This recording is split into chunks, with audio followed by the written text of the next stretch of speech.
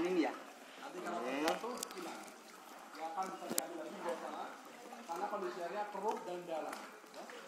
Di sini di Gua Mindul ada 3 zona. Yang pertama terang seperti ini, ini masih terang.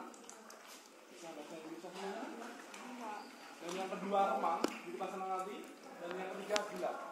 Jadi semakin masuk ke dalam Gua Mindul akan semakin gelap dan dalam. Ada yang takut gelap? Yunis.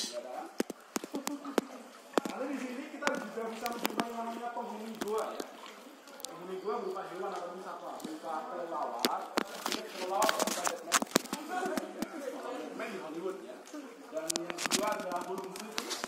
Burung sriti itu adalah burung gua, dan yang ketiga adalah ikan air tawar. Di bawah kita ini banyak sekali ikan air tawar, ikan lele, nilang, emas, dan lain-lain. Dan di Gua Mindul juga ada penghuni yang